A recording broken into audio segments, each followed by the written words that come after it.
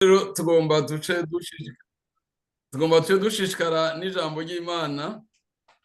Twumvise iri jambo rihambaye risomwe n'uyu mwene data ari muri Filipine, kandi umuntu uhari iwacu yokumva muri Filipine yokibaza ngo niho iwabo w'ab'i Filipi. Mugabo ab'i Filipi no muri Filipine ntabwo bifise aho bihuriye, kuko ab'i Filipi ni muri Europe, ni muri hariya au nord de la Grèce, niho hari la ville de Philippe. Hanyuma rero hakaca haba muri Filipine naho ni muri Aziya, ntabwo ari hamwe. Nabendera abantu mbe none abo muri Filipine bitwa les Philippiens? Oya, bitwa les Philippins, ntabwo bitwa les Philippiens. None rero reka tuzatebeje tuce twosoma ijambo ry'Imana, ntabwo riri kure y'amajambo twamaze kumva mu kugurura, kuko uwuturungikira amajambo ku munsi n'umwe, arungikana urya arungikana uriya. Source y'amajambo dusoma, source y'amajambo twigishwa ni imwe. Yesu nashimwe. Amen. None rero dusome hariya muri Zaburi ya 40, aba ariho dutangurira kw'ijambo tugiye kuvugana nahawe ko twosangira uno munsi. Ni Zaburi ya 40 niho dutangurira ku murongo w'indwi. Mu Kirundi ngomba nsome, havuga ngo mperako ndavuga nti ehe ndaje. Mu muzingo w'igitabo niko vyanditswe kuri jewe. Mpimbawe no gukora ivyo ugomba, Mana yanje, mbere ivyagezwe vyawe biri mu mutima wanje. Namamaje ubutumwa bwiza bwo kugororoka mw'ishengero rinini, sinzobuza iminwa yanje, Uhoraho urabizi. Sinyegeze ukugororoka kwawe mu mutima wanje, mvuga agakiza kawe n'ingene uri uwo kwizigirwa. Imbabazi zawe n'ukuri kwawe sindabihisha ishengero rinini. Yesu nashimwe. Amen. Aya majambo dusomye imirongo mikeya yo muri Zaburi ya 40 nayo dutanguriye ko kugira ngo tuganire iri jambo rihambaye cane, rinini, ryagutse, ryitwa gukora ivy'Imana igomba. Faire la volonté du Père. Gukora ivyo data wa twese agomba, ivyo gukora ivy'Imana igomba. Yesu nashimwe. Amen. Icambere turazi ko gukora ivy'Imana igomba ari ibintu bihambaye cane. Mugabo ivy'Imana igomba nibihe? Ivy'Imana igomba nibihe? Ivy'Imana igomba ni ijambo rinini cane. Harimwo ivy'Imana igomba en general, ivy'Imana igomba muri rusange, ivy'Imana igomba ku bantu bose, canke ivy'Imana igomba la volonté iri accessible à tous, yahimaze guhishurwa mw'ijambo ry'Imana. Ivy'Imana igomba kuri bose. Reka dusome hariya twari turingira ngo mu cete ca mbere c'Abitesalonika, dusome icete ca mbere c'Abitesalonika, n'amajambo asa nkarya duhejeje gusoma.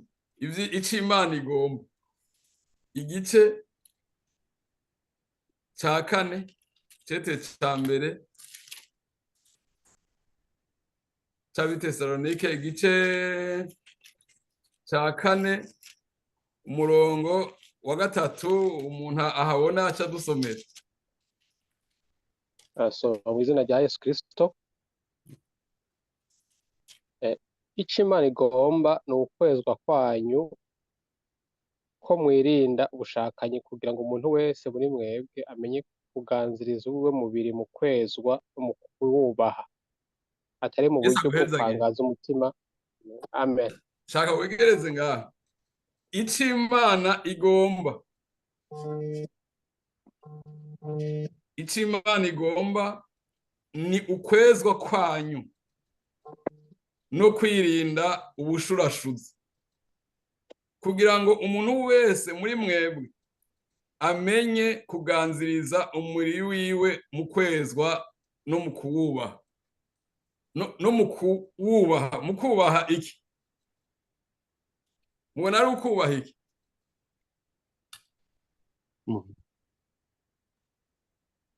Mubona ari ukubaha iki? Uwo mubiri nyene. Kubaha umubiri wawe. Ivyo nivyo Imana igomba. Igomba ko umuntu wese yezwa kandi akirinda ubushurashuzi, kugira ngo umuntu wese muri twebwe amenye kuganziriza umubiri wiwe mu kwezwa no mu kuwubaha. Icyo ni icyo Imana igomba ku bantu bamaze gukizwa, kuko ahandi hariya mu cyete cya mbere cya Timoteyo igice cya 2 muribuka iriya mirongo wa 3 no wa 4 uvuga ngo icyo Imana ngo igomba ko abantu bose bakizwa bagashika ku kumenya iby'ukuri. Yesu nashimye. Amen. Iyo ni volonté générale, ni volonté rusange. Icyo Imana igomba nuko abantu bose bakizwa bagashika ku kumenya iby'ukuri. Hanyuma rero bamaze gukizwa, ku bantu bamaze gukizwa, nk'uko umwe yavuze ati nibaza yuko atabanyagice bari, byo birashoboka ko babamo, n'abataratangura igice birashoboka ko baba barimo. Mugabo kuri bose igomba ko abantu bose bakizwa. Mugabo abamaze gukizwa naho nyene haguma hari ikindi ibagomba. Icyo Imana igomba ni ukwezwa kwanyu. Hanyuma rero umuntu wese akarinda ubushurashuzi, niko twusomye. Hanyuma akaca azigamira umubiri wiwe, akawuzigamira mu kuwubaha. Yesu nashimwe. Amen. Hanyuma rero ivyo ni rusange.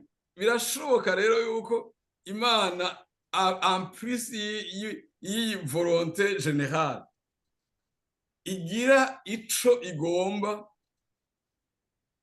specifique kuri umwe wese muri twebwe. Yesu nashimwe. Amen. Icyo Imana ingomba ko jewe n'icyo Imana kugomba ko wewe birashobora kuba ari ibintu bitandukanye. À côté ou en plus y'iyi générale duhuriye ko twese, hari icyo Imana ingomba ko, hari Imana ikugomba ko ahuri, hari icyo Imana ikugomba ko uyu mwaka, hari icyo Imana ikugombaho muri kano kanya. Ivy'Imana itugomba ko. Yesu nashimwe. Amen. Hariya twasomye muri Zaburi, ajya amajambo n'amajambo avuga kuri Yesu, n'amajambo mpemu wa Kristo Yesu yavugiye mu mwanditsi wa Zaburi, Yesu atarahishurwa. Avuga ngo mpera ko ndavuga, ni nk'ijwi rya Yesu ryavugira mu mwanditsi wa Zaburi. Avuga ngo mpera ko ndavuga ngo ehe ndaje, mu muzingo w'igitabo niko byanditswe, nzanywe no gukora ibyo ugomba Mana yanje. Yesu nashimwe. Yesu nashimwe. Amen. Amen. Hariho une volonté de Dieu, une volonté du Père. une volonté spécifique du Père kuri Yesu. Ni ukuvuga ivyo Imana igomba kuri Yesu. Haleluya. Amen. Amen. Amen. Hari ivyo Imana yagomba kuri Yesu biri specifique. Ata wundi n'umwe yabitumye. Yesu nashimwe. Amen. Kandi nta n'umwe wundi yabitumye. Nta n'uwo izobituma, byaraheze. Ni akomba. Ico yagomba kuri we. Haleluya. Amen. Igikorwa specifique, exclusif, ata wundi n'umwe Imana yagitumye. Ni igikorwa cyo gucungura abari mw'isi. Yesu nashimwe. Amen. Amen. amen Muribuka yuko Yesu ageze hariya i Getsemani, yagiye muri situation kandi natwe dushobora gucamo canke tumaze gucamo canke tuzocamo, yuko ivyo yumva yifuza uwo mwanya yari modele, yari demonstration, yareka ducira inzira uko yiyumva, ivyo yumva ashaka uwo mwanya n'ivyo Imana igomba, yumva ko bisa nk'ibitari bimwe. Avuga ngo hariya reka dusome hariya mu butumwa bwiza uko bwanditswe na Luka 22.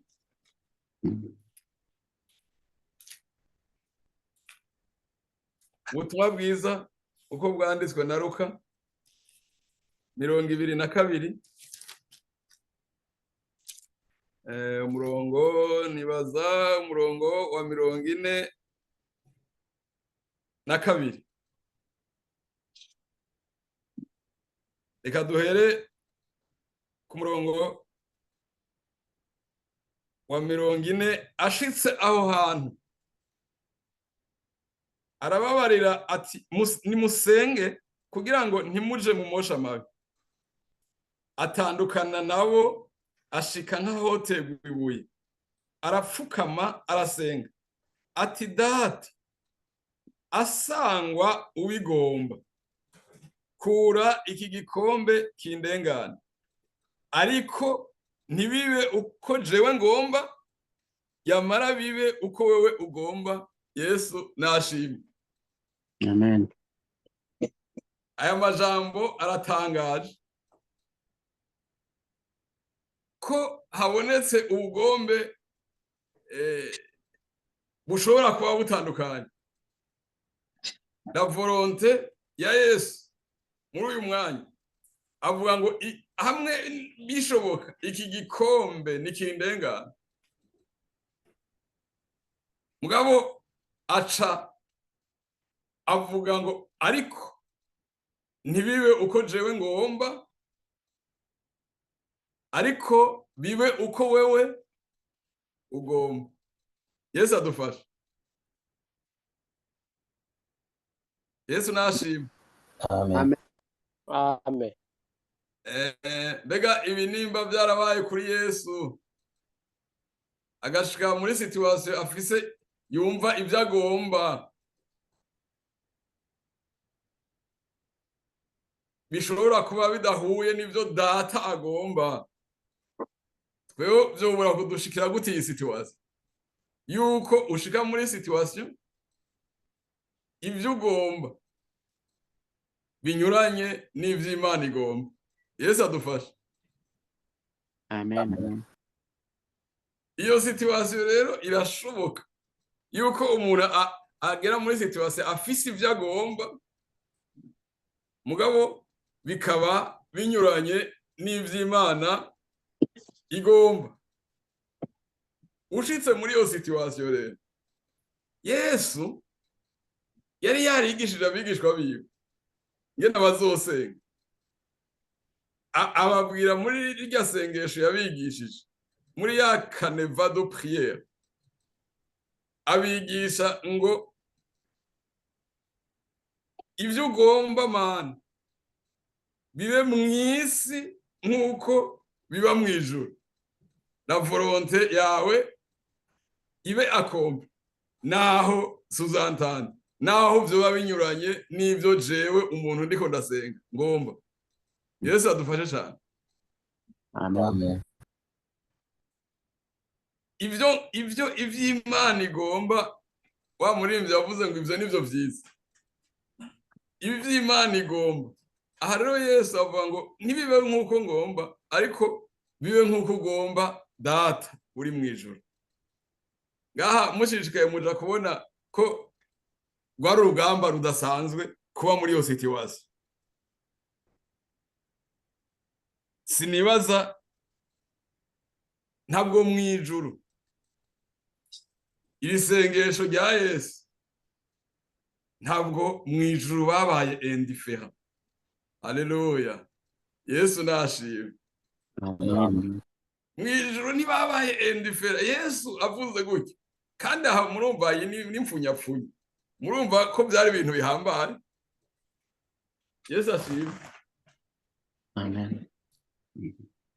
Murumva ko byari ibintu bihambaye yuko Yesu ari muri combat spirituel i Getsemane, hanyuma agataka abandi basinziriye ari wenyene, abo yitwa ngo bari bagiye kumufasha urugamba barushe basinziriye.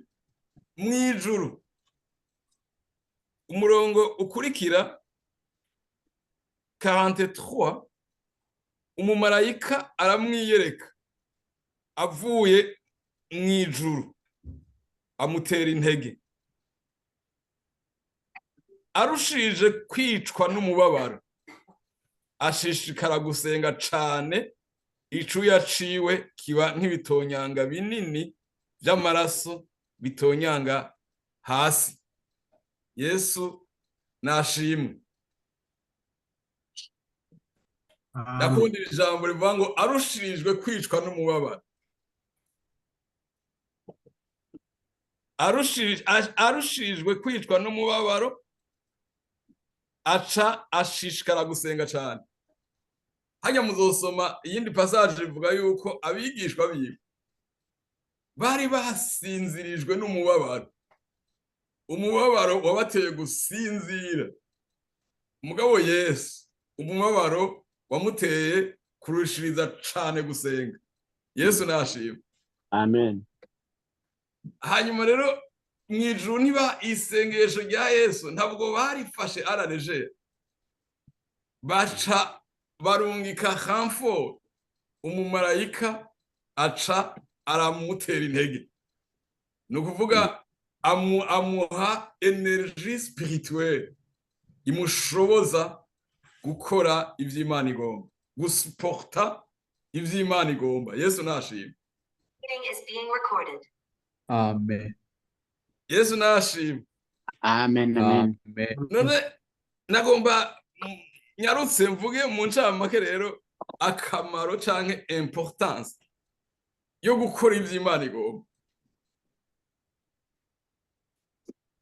Akamaro ko gukora ivy'Imana igomba, intérêt yo gukora ivy'Imana igomba. Quel est l'intérêt de faire la volonté du Père? Ni ibintu bihambaye cyane. Icambere nibwo buryo bwemewe na Bibiliya. Yesu nashimwe. Nibwo buryo bwemewe bwo kwerekana ko ukunda Imana.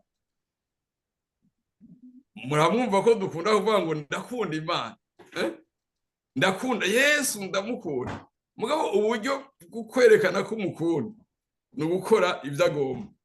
Yohana 14 ku murongo wa 15.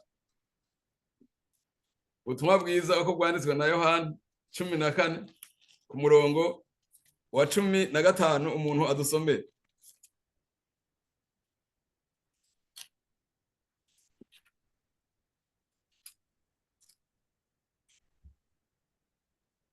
Umuntu yawangutse Pawulo asome. Nimwankunda muzokwitondera ivyagezwe vyanje. bandanya. nanjye nzosaba data nawe azobaha uwundi mwitsa ngo bazabane namwe ibihe bidashira we mpemu ukuri. Yesu aguhezagire. Amen. Nimwankunda muzokwitondera ibyagezwe byanje. Ni ukuvuga umuntu yitondera ibyagezwe, ni ukuvuga umuntu akora ibyo Yesu agomba, yumvira rekomandema ziwe, niwe gukora ibyo Yesu agomba ni manifestation d'amour envers lui. Yesu nashima. Nimwankunda muzokwitondera ibyagezwe byanje, nimwankunda muzokora ibyo ngomba. Uburyo bwo kudemontra, uburyo bwo kwatesta, uburyo bwo kwerekana urukundo dufitiye Yesu ni gukora ibyo agomba. Ntacyo bimaze kuba umuntu yo cria à haute et intelligible voix ngo ndakunda Yesu mugabo ari muri robberie contre lui. Ntabwo ukunda Imana uri umurobere kuri. Uburyo bwa mbere bwo kwerekana ko ukunda Imana ni ugukora ibyo Imana igomba. Reka dusome tuzingurure rimwe hariya 15 Yohana 15 ubutumwa bwa Yohana 15 ku murongo wa 14 havuga ngo muri abakunzi banje nimwakora iki ibyo mbagira. ngaha mu version nshasha y'ikirundi havuga ngo muri abakunzi banje nimwakora ibyo ndabategeka. Si nk'ibita abashumba kuko umushumba atamenya ico shebuja akora, ariko mweho nabise abakunzi kuko ivyo numvanye data byose nabibamenyesheje. Yesu nashima. Amen. Muri abakunzi banje nimwakora ivyo ndabategeka. Kugira ube umukunzi wa Yesu ni condition yo kuba umukunzi wa Yesu ni ugukora ibyo agomba, ni ugukora ibyo abagera muri bya Bibiliya ya kera. Muri Joshua ni ugukora ibyo adutegetse. Hari ibyo adutegetse generale muri mwe twasomye, hari ibyo ni ashobora no kudutegeka specific, particulier, individuel. Mwibanga ryamwe nawe ashobora kugutegeka n'ibindi atategetse mugenzi wawe. Rero umuntu ari umukunzi wa Yesu niyakora ibyo Yesu yategetse. Yesu nashima. Amen. Gukora ibyo Imana igomba rero ni ukurondera canke kwantretena ubucuti dufitaniye n'Imana. Yesu yaciye avuga ngo muri izo condition ntimukira abashumba, muri abakunzi banje.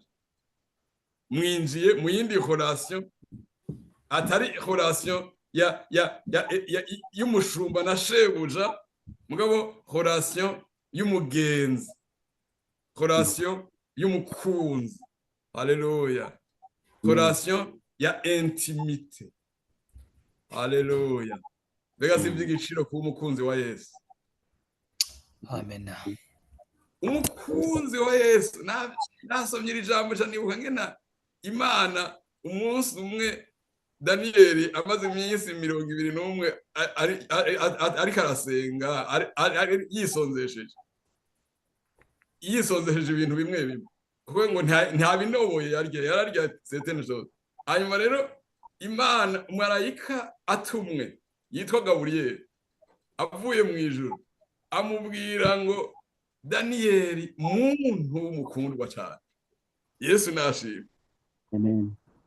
Imvu yo titre Imana nyene yamuhamagara ngo muntu w'umukundwa cyane. Umukundwa nani? Yes. Umuntu w'umukundwa cyane akundwa n'Imana. Kandi iryo jambo muribuka yuko ahandi yavuze ngo naho igihugu cobamwo Daniyeli umuntu w'umukundwa cyane. Umva ko relation intimité y'Imana na Daniyeli yari intimité ikomeye cyane kuburyo Imana imuhamagara ngo muntu w'umukundwa cyane. Ngaha rero Yesu avuga ngo nimwankunda muri abakunzi banje nimwitondere ivyo nabategetse. muzoca mudepasa relation y'umukoresha na shebuja mwinjire muri relation d'intimité, relation y'ukuba ahandi birivuga ngo ntibimutera n'isoni kubita ko atwita bene data, kubera yuko abantu bamwumvira, abantu bagakora ibyo yabategetse. Yesu ntibimutera isoni kubita bene data. Yesu nashimwe. Yesu nashimwe. Amen. Amen. Amen. Umunsi umwe nagiye kuramutsa umuntu, nari mperekeje umuntu agiye kuramutsa uwundi. Je ntitwari tuzinanye, mugabo uwo nari mperekeje niwe twari tuzinanye. Agiye kuraba umukunzi wiwe, je tutazinanye. Rero nshitseyo hari muri home. Nshitseyo ndahasanga umuntu nari nzi ko ari mwene data. Rero ndamuramutsa, ndamuhamagara amahoro mwene data. Ndamuramutsa cyaraza, ndamutsa nyene n'igishika cyinshi. Mu nyuma rero uwo muntu tutari tuzinanye, haheze igihe arambarira ati nta kintu cyambaje nk'umunsi waza aho nariri ukaramutsa ujya muntu twabana ngo mwene data, kubera ntabwo bwe yari mwene se, kubera yaba mu byaha by'ubuyobe. Mugabo arenganye agaca yafisha iyindi image, agiye mu bantu bakabona, agaca agenda ku ntahangwa yambaye neza, abantu ni mwene data. Mugabo ashitse hariya aho agakora ibindi, ati rero numvise umuhamagaye ngo mwene data, ati hajya narinumiye kubera tutari tuzina, ati numvise binteye isoni. Ariko Yesu nawe avuga ngo ntabwo bimutera isoni kuduhamagara ngo mwene data, kubera mu gihe dukora ibyo agomba. Yesu nashimwe. Amen. Igira kabiri, gukora ibyo Imana igomba ni condition. Hajya n'amakondisiyo ararutana, urabona ni critère, hari ama critère agukura mu ihigana. Yesu nashimwe. Ubona ko twebwe mu Bufaransa ubuye ni Jeux Olympiques nizo zari zimaze igihe. Urumva kugira uje muri Jeux Olympiques hariho ama critère, hariho ama règle, kandi muri ayo ma règle hariho ama condition. Harimo nk'ikondisiyo imwe utayikwije utoja mu ihigana. Rero gukora ibyo Imana igomba si condition isanzwe, ni condition essentielle kugira ngo umuntu azokwinjire mu bwami bwo mwijuru. Yesu nashimwe. Amen. Reka dusome hariya muri Matayo, ubutumwa bwiza uko bwanditswe na Matayo igice c'indwi. Muce mudusomera umurongo wa 21.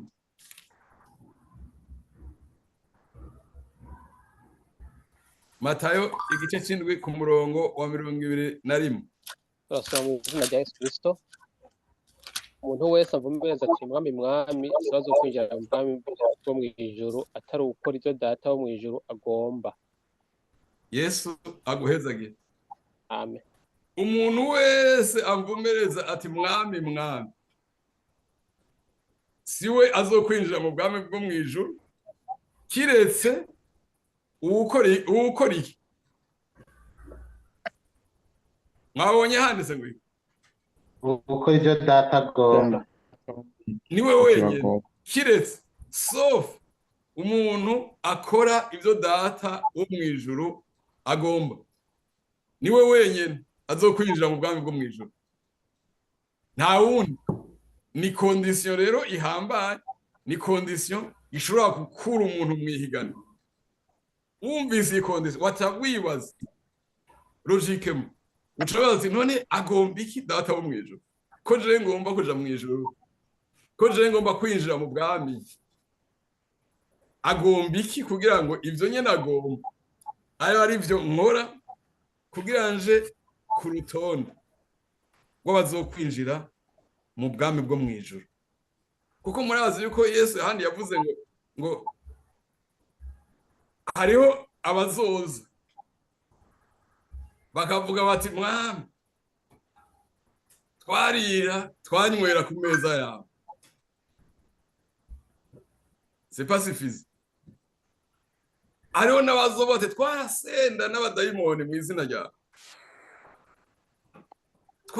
twakoze ibitangaza bashoboye kugirana imvantere y'abakiza ingwara. Mugabo we azoca babwira, niko bibiri bivuga ngo azobajinjibura, aca avuga ngo ntaho nigeze ndabamenya.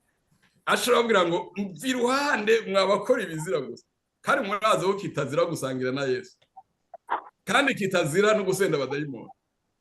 Mugabo ngo azobabwira ngo mva iruhande mwabakora ibizira mwe, ntabwo nigeze ndabamenya, kubera yuko batashikije la volonté de Dieu, iby'Imana igomba batakoreye mu bugombe bw'Imana. Yesu adufasha. Amen. Rero twateza kugira umwitwarariko udasanzwe. Icambere wo kumenya ivy'Imana igomba, kandi tumaze kubimenya tukabikora, kuko umuntu ashobora kubimenya ntabikora. Kubimenya ivy'Imana igomba, none umuntu abimenya gute ivy'Imana igomba? Inzira yo kumenya ivy'Imana igomba, Bibiliya yerekana inzira nyinshi, inzira umuntu ashobora gucamo kugira amenye ivy'Imana igomba. Imwe muri izo nzira ivy'Imana igomba byinshi biri revere mu ijambo ryayo. Nico catumye Imana ibwira Yosuwa hariya mu gice ca mbere ku murongo w'8 ngo ibiri muri iki gitabo uze wame ubirimbura ku murango no mw'ijoro, ubone ivyanditswemo, ubimenye, hanyuma wongere uvyitondere, ngo niho ibyawe bizogenda neza ukagira amahirwe. Ni ukuvuga ibiri muri iki gitabo tugendana twategerezwa kubirimbura ku murango no mw'ijoro, hanyuma tukitondera ibirimwo, ngo niho ibyawe bizogenda neza ukagira amahirwe. Ibiri muri iki gitabo cy'ibyagezwe, ibiri muri iki gitabo byamaze kwandikwa, birimwo cyane cyane la volonté générale kuri twese. Wateza kubirimbura ku murango no mw'ijoro, ukavyitwararika, ukabona ico Imana igomba, hanyuma ukagikora.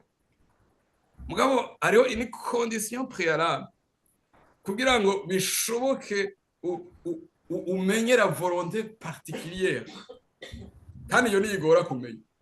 Ivy'Imana igomba byo muri rusange abantu barabizi, ntiwiwe, ntiwice, ntusambane, ivyo barabizi.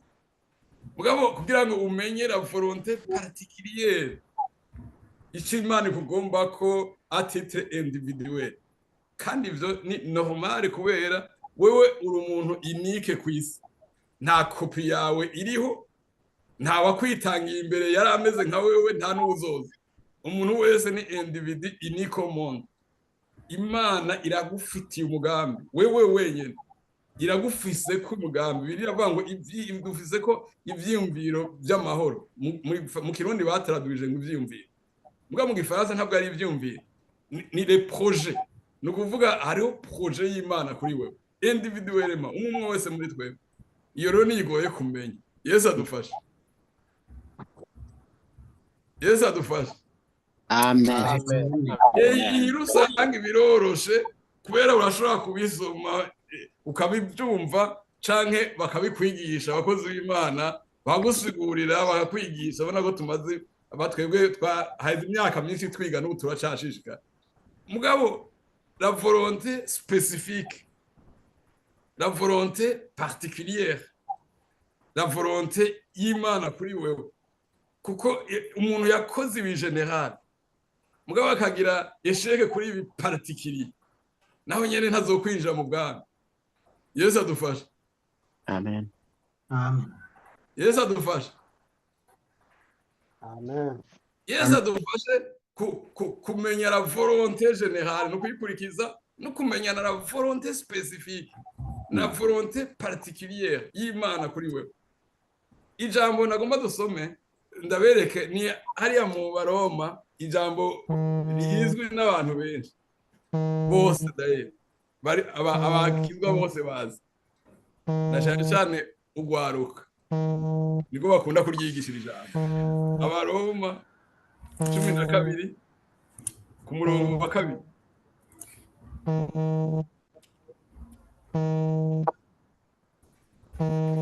Romains 12 verset 2. Bego umwami dusomera yahabonye dusomere cyangwa ubundi atanguye kuhabona. Dusome mu izina rya Yesu Kristo. Roma igice cya 12 ku murongo wa 2 avuga ngo ntimushikanywe n'ivy'iki gihe yamara muhinduke rwose mugize imitima misha kugira ngo mumenye neza ivy'Imana igomba n'ivyo vyiza bishimwa bitunganye rwose. Yesu aguhezagire. Nimba hari ufise mu gifaransa adusomere iryo jambo. Shaka ni adusomera murabe iryo jambo mumenye neza, kumenya neza igena mu gifaransa barivuga.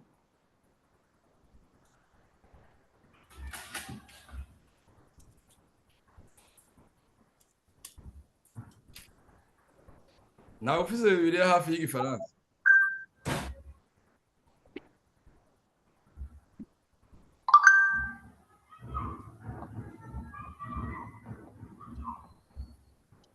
Passez-moi la Bible en français. Merci. Nawahabonye Romains 12 verset 2.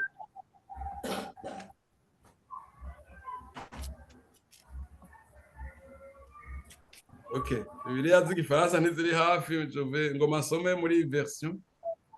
Avuga ngo ne vous conformez pas au monde actuel, mais soyez transformés par le renouvellement de l'intelligence afin de discerner quelle est la volonté de Dieu, ce qui est bon, agréable et parfait. Ne vous conformez pas au siècle présent, mais soyez transformés. Soma no muri iyo verse. Some mu izina rya Yesu Kristo. Ne vous conformez pas au siècle présent, mais soyez transformés par le renouvellement de l'intelligence, afin que vous discerniez quelle est la volonté de Dieu, ce qui est beau, agréable et parfait. Nashaka mubone iri verbe ijambo bakoresha ngaha mu Kirundi bavuze ngo kumenya neza. Mugabo ngaha mu Gifaransa ni discerner. Discerner ne twovuga ko ari nko nukuvangura. Yesu nashimye. Amen. Nukuvangura nukuvuga nukudiscerna nukuvangura ibintu bivanze nugutandukanya. Nukuvuga ibimeze nka volonté de Dieu biba bihari n'ibiri volonté de Dieu n'ibiri proche n'ibiri semblable. N'ivyita volonté atari byo. Discerner. Mu Kirundi traduit ijambo baronse bakoresha ngo nukumenya neza. Discerner la volonté de Dieu. Kugira rero bishoboke pour que l'on puisse discerner la volonté de Dieu. Mwabonye ko handitse kuri umurongo ngo soyez transformés par le renouvellement de l'intelligence, afin que si quelqu'un n'est pas transformé, si quelqu'un n'a pas une intelligence renouvelée, il est impossible qu'il puisse discerner la volonté de Dieu. Ça nous demande d'être transformés. Transformés. Yesu adufashe cyane. Muhinduke rwose mugize imitima mishasha.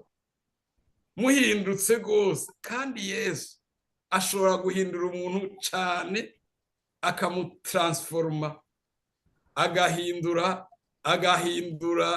non seulement la forme, transformation profonde, c'est kuvuga changement de forme, ni changement de nature.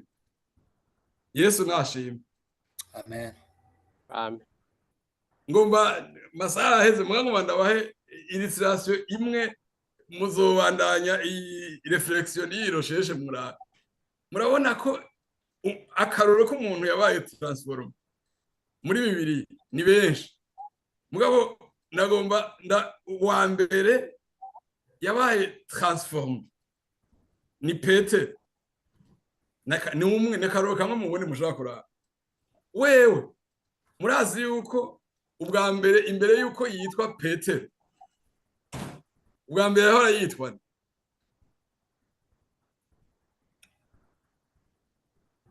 mbega izina rya kera rya Petero yitwa gute?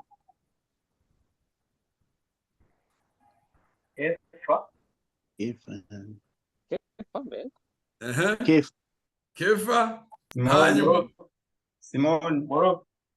Simoni. Ndashaka ndonera iryo nyene Simoni. Murabona ko Petero bwa mbere yitwa Simoni. Hanyuma umunsi umwe akoze ikibazo gikomeye cyane. Haleluya. Aca aronka irindi zina. Kandi murazi ko hajya ko muri Bibiliya handitse ngo izina ni ryo muntu. Murazi ko ibyo byanditse muri Bibiliya? Yesu ashimwe. Amen. Handitse ngo izina ni ryo muntu. Niko Abigayili yavuze. Ngo izina ni ryo muntu, mugabo wanje ni Nabali niryo zina ryiwe, izina ni ryo muntu no kuvuga Nabali n'urujuju. Aca haza muri Bibiliya uvuga ngo izina ni ryo muntu. Simoni rero bwa mbere Petero yari Simoni. Kandi umuntu ari Simoni ntabwo yoshobora kumenya canke naho yomenya ntabwo yoshobora gukora ivyo Imana igomba. Ari Simoni kubera yuko Simoni rimwe mu nsobanuro y'iryo zina Simoni nuko bisobanurwa irenga.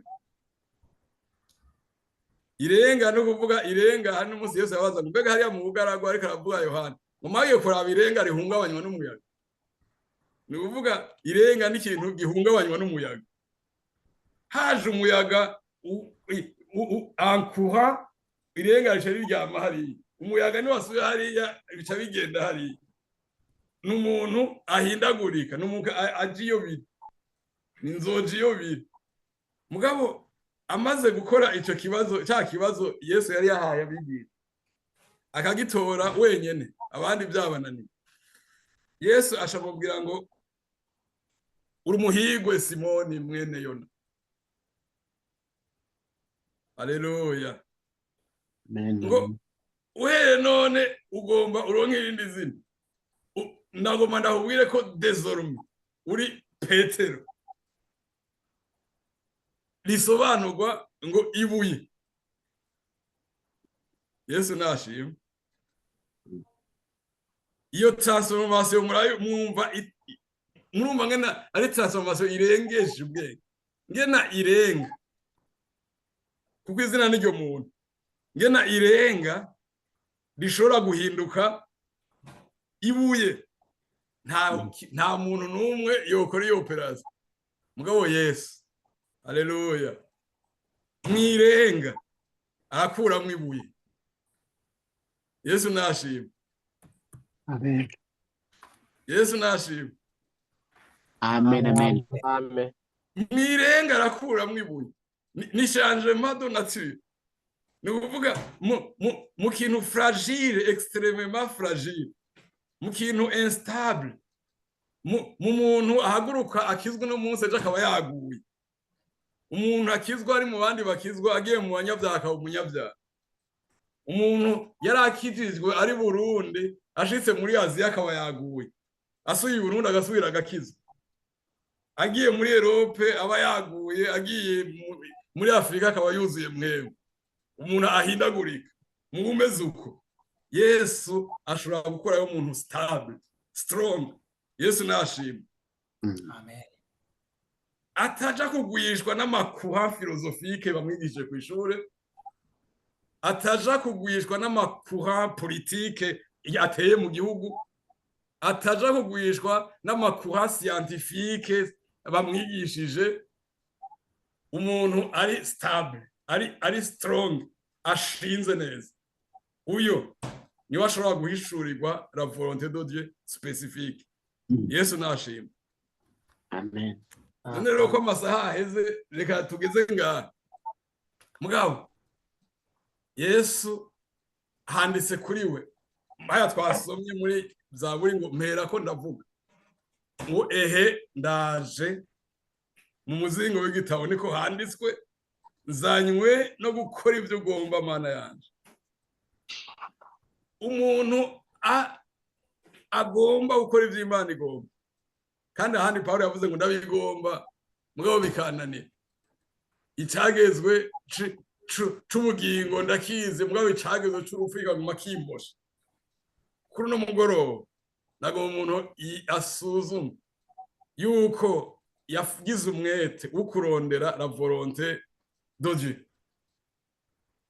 Kandi asuzuma ko atavyo umuntu yarazi neza ko ari volonté de Dieu agakora le contraire, agakora ibinyuranye. Kandi umuntu ashishikara gukora ibinyuranye n'ivy'Imana igomba ntabwo azokwinjira mu bwami. Bataravye ijunja giwe, bataravye imyaka yiwe, bataravye igihagararo ciwe, nta numwe azokwinjira mu bwami kiretse uwukora ivy'Imana igomba. Kandi irindi jambo yarivuga ngo isi iriko irashira ishirana n'ivyifuzo vyabo. Mugabo abakora ivy'Imana igomba bazobaho ibihe bidashira. Twari kuraba les promesses murazobishishikara. Ziri atashe ku gukora ivy'Imana igomba. Ni de namwe murazobishishikara iyo tebo.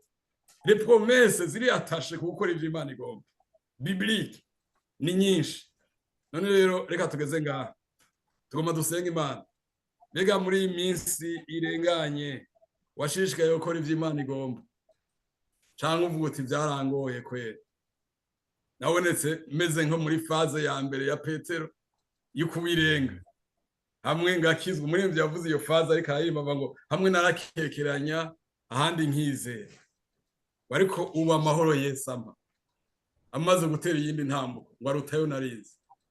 None rero birashoboka ko umuntu amaze iminsi muri iyi faze ari de haut et de bas yazunguruka muri ibi hamwe akijijwe ku murango mu ijoro akagwa akizwa mu ijoro ku murango akaba yaguwe. Nagomba ndaguhe kaze ngo abakozi b'Imana bagusengere wewe umaze igihe utemba uvyuka hari ivyo wakoze uziko atari ubugombe bw'Imana. Uko ubugombe bw'Imana umuntu ashobora kubumenya ntabwumvire. Kandi Imana yuzuye imbabazi ntiyakuranduye, yarakwihanganiye naho utakoze ivy'Imana igomba.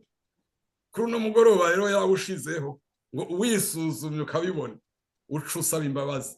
Mbabarira Mana, sinagendeye mu bugombe bwawe, narirengagije ijwi ryawe. Je me suis contenté de la volonté générale. Mugabo ivyo wambariye mwibanga cagiye, ivyo nasezeranye, ivyo wambujije ku abantu batumva ntawuzi ko yabikujije, ni mwibanga ryamwe nayo. Mugabo warabiviyoye urabirengako kandi Imana yarabikubujije. Uyu munsi n'umunsi w'imbabazi. Imana iragomba kukugirira neza ko bitahuye ukabugarutse. Yesu aragomba kuguharira, aragomba gufuta le passé, mutangure à nouveau une nouvelle démarche avec lui.